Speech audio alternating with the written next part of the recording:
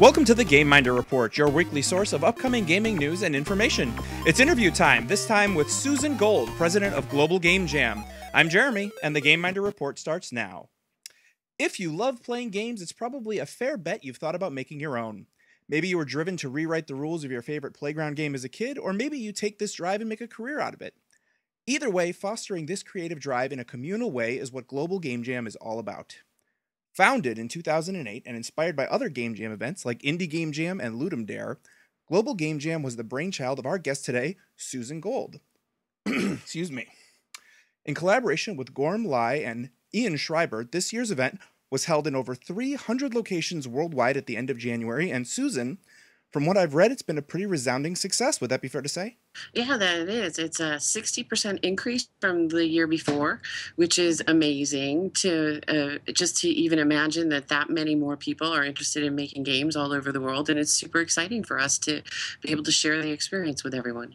Any other specific numbers you'd like to share, like participants, submissions? Okay, so I'm a little vague, but it was Sure. 16,000 plus participants Wow. in 319 locations, making 3,200 some odd games.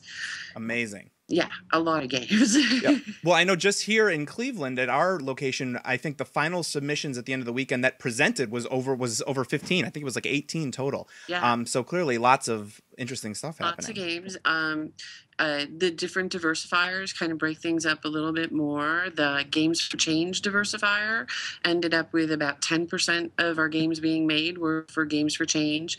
Another 10% were made for open web technology, so that, they're open. Of course, everything's open source when it comes to the Global Game Jam, but to have things that were made specifically for browsers. So that was kind of exciting, new for us. And then the amount of tools that people use to make the games was also just an extraordinary number.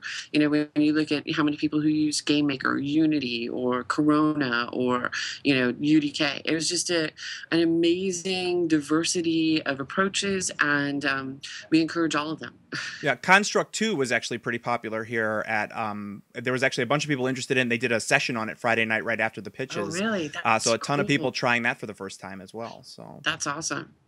So obviously there were, as you just mentioned, there's lots of games sort of built for PC because that tends to be sort of the easiest place to hack things for. But you already mentioned a few of the alternative platforms. I think I also saw people working with the Siftio blocks in San Francisco. What other interesting technologies were people messing with this year? So, so many things come to mind. There are just so many things, but the movement towards mobile games, the iPad games were really a huge jump this year, and accessibility to so many people was really such an important part of what we do. We even allow people to make traditional analog board games Right. because we want just the idea of making games to be the root of what their experience is.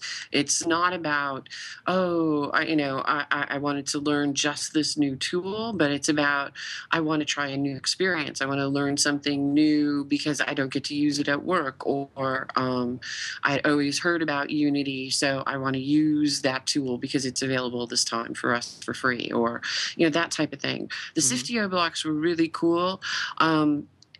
We had a couple of people here in Orlando also try it, but because I guess they changed their whole library and went from C# to C++, I had a whole bunch of people go, I don't know what to do anymore. Sure. Okay. So now my first Game Jam experience was a Ludum Dare last year, but you've said that you actually started Global Game Jam before having ever participated in one. Yeah, so the Global Game Jam, Ludum Dare was around before that, but that was a virtual, meaning that everybody kind of got together online. And the goal and what I was trying to do is to foster not only innovation and experimentation, but to grow communities. One of the things that even here in Orlando, we happen to have an okay size game development, with EA Tiburon, NSpace, and a bunch of small indie developers here. We don't always get to see each other or work with each other, or we work at our own jobs, so we don't get to play with other people. So it's a way to kind of mix it up and meet new folks and try new things and really grow our community because we are a unique group of people. We're particularly smart. We are usually driven and ready for challenges. And we just need a reason to come together. And we all can't show up at GDC every year, which we wish we could. So No. we thought, the best place to promote community is in individual communities. And by making Global Game Jam an event where people come together, they get to know those people. They get to think about, hey, that person was awesome. And if they're ever looking for a job, I want them on my team, that type of thing. And to grow the whole networking and connecting with people, which is really important to me. That's a big part of what drives me. Well, that actually kind of leads me into my next question. So, game jamming as social movement. So, Global Game Jam, obviously, we already talked about, has grown every year, and it seems like some of these other events like Ludum Dare are seeing similar trends. Do you think that this is simply a matter of the democratization of game creation tools, as well as sort of coupled with this ever-present social media, or do you think it's indicative of a wider trend in games as sort of social voice, community get-together? What do you Well, think? I think when you ask people to come together and give 48 hours of their lives to something, you're asking quite a bit. And so you have to give them a sense of purpose and a drive in order to do it. I think this social aspect of it adds a big component. But I think that in game development, we're often in kind of stagnant kind of environments that, if they're iterating and changing and trying to innovate at all, it usually happens in the first 2 weeks of development, and then that's frozen, and that's Right. where they go. Whereas in a game jam scenario, you're constantly building and iterating on it. And if you choose to walk away from the game you make during the game jam, it's a little sad, but at least you will have had the experience and tried it. And then you've shared that experience and you've learned something. You walk away with something new, a new tool, a new friend, a new anything. And it grows you as an individual, but then it's a shared experience as well. And I don't want to sound like it's coffee talk here, but I get all verklempt because, people will come to me and tell me how it changed their lives. Just the actual experience of sitting there with other people, making something come to life, a game from your own imagination, has been such a transformative, positive experience that when that gets shared with other people, they want to try it too. And so I think that's one of the reasons why it continues to grow every year is that we're constantly putting up new challenges and people, they feel like, hey, I can take that on. I can do this. And if I can, I can do anything, right? I can start my own studio if I want, right? I Right. can, so it empowers people. So that empowerment is a really important aspect about your own growth and development as an individual. Okay, so let me ask you this then, since it seems like obviously you're very driven about this concept of gaming and gaming as community. What brought you to this? What was Susan Gold, the gamer as a child? Were you writing your own games? Were you playing video games? What were you doing? So I have the craziest entree into game story ever, but and I've been in games since early 2000. So I was in fine art, and I got tapped at my school to create a program in entertainment technology, and I said, "What's that?" And they go, "Well, animation, video games." I went, Ah, yes. "You mean the thing I've lost all those boyfriends to?" And so I really didn't know games, and I was really fortunate and had some really great mentors and a great community to turn to. I just had to cold call a few studios, and they let me come in and learn about games and teach me what games are about. And most importantly, they showed me about collaboration and teamwork, which is something you never learn. Like when I went to school, I didn't learn how to collaborate. I learned how to do my job. I learned how to do Right. what I needed to do.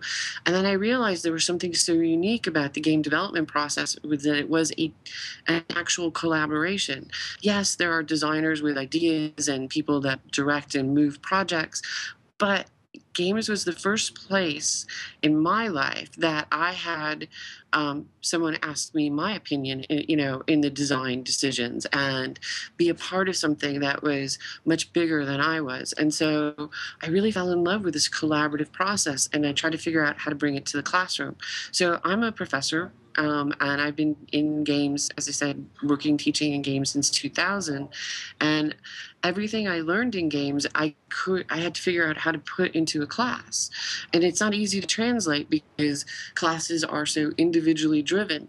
So I had to learn a new way about teaching how to work as a group, but how to grade people that work on teams, as well as finding projects that would fit within a short time period. Class semesters are 16 weeks. Making a game and you didn't know anything when you walked in the classroom to having a finished product at the end is rather an overwhelming process. But I was trained by Randy Posh from the Entertainment Technology Center, and they had an incredible program that they had put together and kind of modeled after that, and then brought a lot of those things into the game education curriculum, which was what I was a big part of during the HD education years. And I realized that we could take all those things that I was trying to teach in a classroom and have it happen in one weekend. I had mastered like they don't have to be the master of everything. They could just be the master of one thing, and they could contribute, and they can see what it's like to be a part of design and decision making and how to produce the game all in one weekend. And it just seemed like an amazing thing. But yeah, I didn't start in games. My favorite thing was pinball. And of course I had an Atari when I was growing Sure. up, but I didn't go the route of, being a game lover my whole life. I'd always played cards, and I came from a mom who, like, our allowance was based on, if you won in 21, so like she would say, "Do you want to double down on that?" I'd be like, "That'd be my whole allowance. Oh no." So, but I learned a lot about, risk and game playing, and there's something that happens when you play games with people, that trust that you build, and the experience of playing a game is so much like making a game. You have to have trust in people. So there was so much that I had to learn, but I immersed myself in games, and I don't like to shoot things personally, but I Sure. will play those games. But I'm more of a journey kind of girl. I kind of love the kind of games that are experiential. I like puzzle platformers, and I really enjoy the story in games, the narrative. And of course, hardcore gamers are like, forget the story, let's blow things up. But Well, so that kind of leads me to the next question I had here, which was to do with the diversifiers, which you actually already asked about, because it did seem this year that some of those diversifiers really did have a sort of rip from the headline feel, because I know obviously there is a broader narrative happening between the gaming community and some other communities right now about what role violence in games plays, if any, in some of the well, ongoing annoyances that have been plaguing our world of late. well, Was that where some of these ideas for the diversifiers came from? so so remember, we're a global organization. So yes, those things affect us, and those things are part of your and my American conversation, but they're not necessarily a Right. global conversation.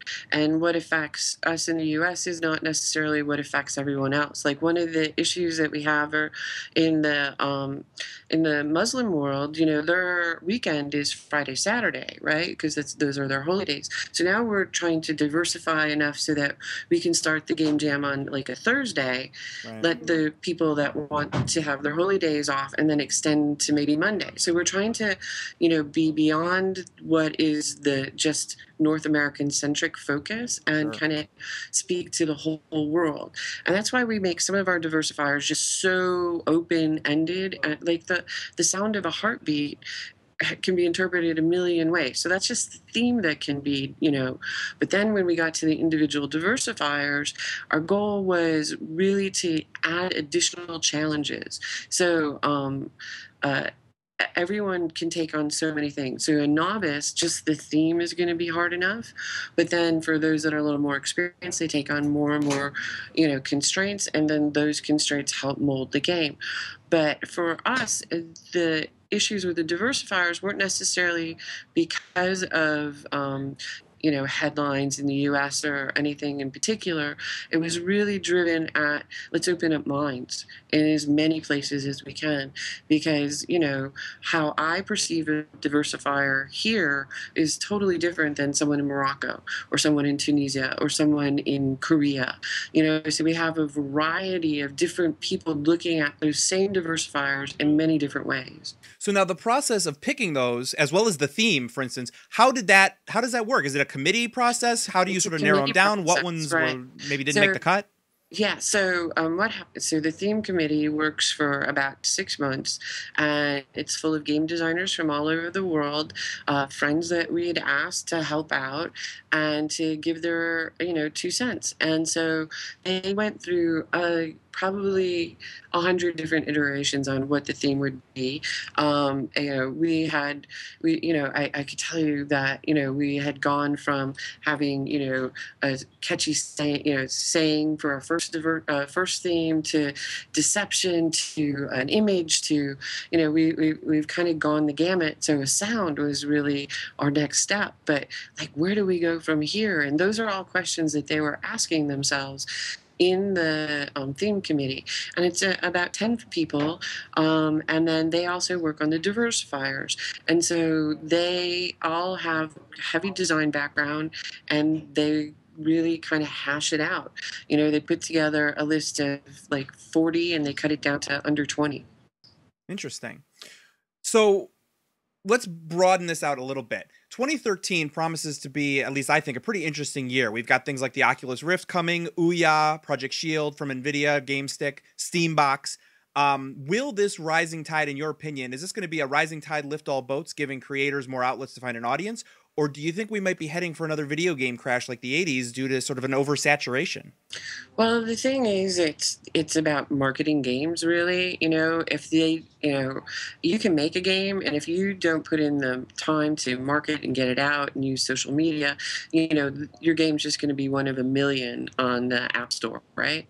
And so, what has to really happen, I think, is because right now there's just an enormous amount of outlets, but getting onto those outlets is a huge hurdle. So even if there's a lot of game creation, there's still yet a lot more work to be done to get them onto those platforms and get them into the featured picks and that kind of stuff. And it takes a lot of time and effort to do that, especially if you don't have a marketing department and a whole bunch of money behind you. Right. So saturation, I don't think so, because I mean, look at the world as it is. We live on how many screens? 2+ screens. I mean, I always, with the a new statistic from Microsoft came out that we look at our smartphones every 10 minutes.